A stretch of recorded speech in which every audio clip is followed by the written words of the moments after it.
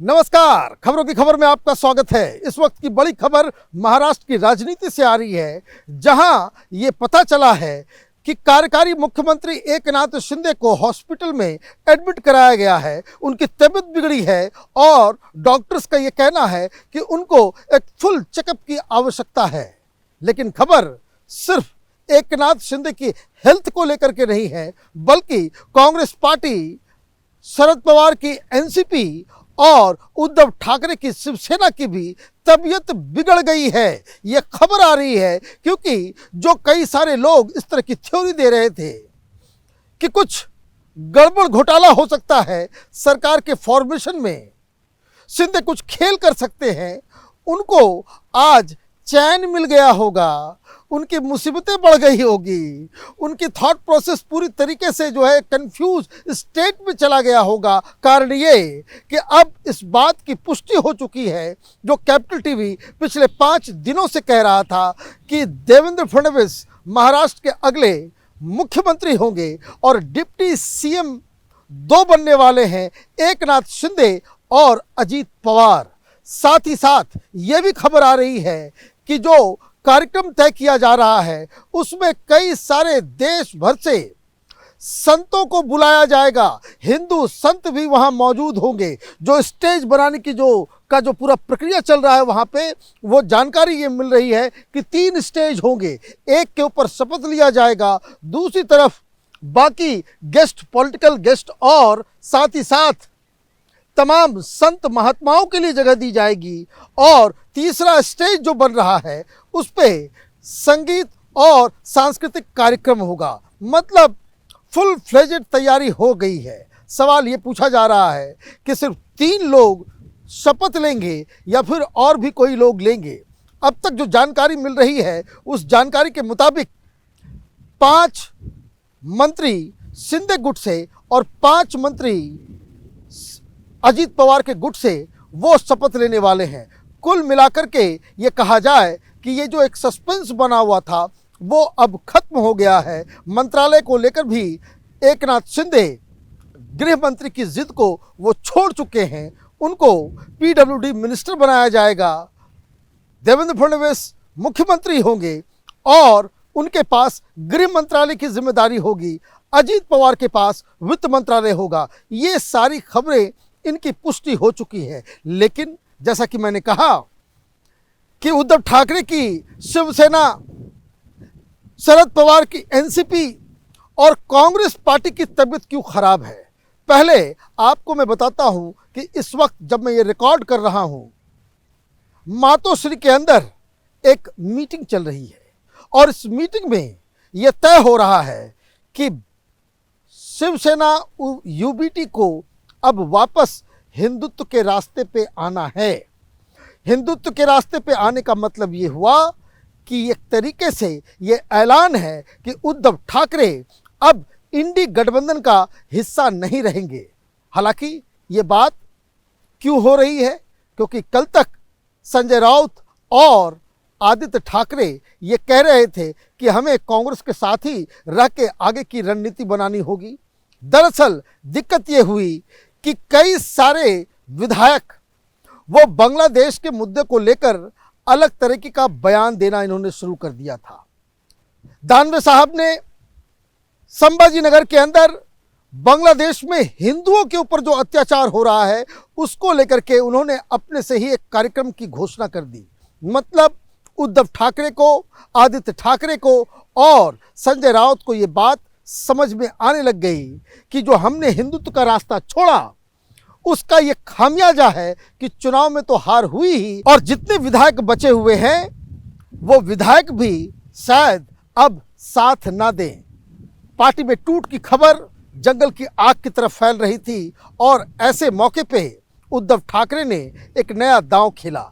उनकी सबसे पहली प्रायोरिटी ये है कि किसी तरीके से पार्टी को एकजुट रखा जाए। जिस हिसाब से लगातार ये खबरें आने लग गई कि उद्धव ठाकरे गुट के कई सारे विधायक वो शिंदे गुट के संपर्क में आ गए हैं, भारतीय जनता पार्टी के संपर्क में आ गए हैं, और एक का तो बाकायदा खबर भी सामने आया कि जिसमें ये मालूम चल रहा था कि उद्धव ठाकरे के एक बड़े लॉयलिस्ट वो अजीत पवार से चोरी चोरी चुपके चुपके उनके घर पे जाकर के मुलाकात कर रहे थे। इसका मतलब ये है कि उद्धव ठाकरे डर गए। उद्धव ठाकरे को ये लगा कि कहीं पार्टी ना फिर से टूट की कगार पे पहुंच जाए अगर हमने कोई नया सो कह सकते हैं कि खेल शुरू नहीं किया। तो इस वक्त मीटिंग बुलाई गई है कि बीएमसी के चुनाव जो फरवरी मार्च के बीच होने की आशंका बताई जा रही है कि उस वक्त बीएमसी के चुनाव होंगे, उसमें पार्टी की रणनीति क्या होनी चाहिए।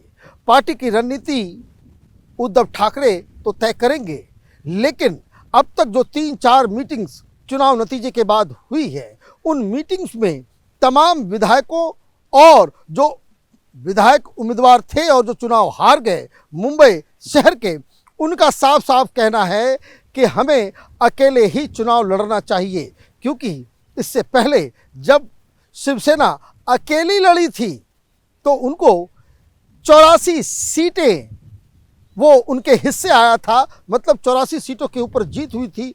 भारतीय जनता पार्टी 82 सीट जीतकर एक अच्छी अपनी बढ़त वहाँ पे बीएमसी के अंदर बना ली थी, लेकिन सरकार बनना था, इसलिए बीएमसी का सारा जो जिम्मेदारी जो है वो शिवसेना के पास चला गया। अब शिवसेना के अंदर लोग कह रहे हैं कि अगर हमने ये संजय राउत की बातों पे पार्टी को कांग्रेस पार्टी का पिछलग्गू बना करके रखा तो हमारी हार जिस तरीके से विधानसभा के चुनाव में हुई है वही हाल बीएमसी के चुनाव में भी हो सकता है। तो इसका मतलब ये है कि उद्धव ठाकरे गॉट स्पूक्ड, उनको समझ में आने लग गया कि अगर हमने अपना रास्ता नहीं बदला, हम अपने विचारधारा के ऊपर वापस नहीं लौटे, तब ये पार्टी को एक साथ रखना मुश्किल पड़ जाएगा। और इसलिए अब से कुछ देर पहले आदित्य ठाकरे ने एक पहला वार्न चला, वो अचानक से उनको बांग्लादेश में हिंदुओं की याद आने लग गई, वो सरकार से सवाल पूछने लग गए। मतलब इशारा साफ है कि उद्धव ठाकरे अब कांग्रेस पार्टी के साथ किसी भी सेकुलर गठबंधन के अंदर वो उसके हिस्सेदार नहीं होने वाले हैं।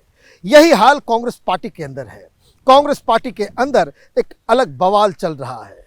किसकी वजह से हार हुई, हार के लिए जिम्मेदार कौन है, इसकी चर्चा अब ये झगड़े में तब्दील हो चुका है, क्योंकि कई सारे लोग ये कहने लग गए हैं कि ये जो हश्र हुआ है उसकी सबसे बड़ी वजह ये है कि हमने अपने वोटर्स को कंफ्यूज कर दिया। हमें उद्धव ठाकरे के साथ हाथ नहीं मिलाना था, उद्धव ठाकरे की वजह से हमारे वोटर्स नाराज हो गए, नाराजगी से ज़्यादा वो कंफ्यूज्ड हो गए, और इस वजह से जो हमारे वोटर्स लाडकी बहन योजना और तरह तरह से जो बटेंगे कटेंगे के नारों के साथ वो निकल लिए और हमारी करारी हार हो गई।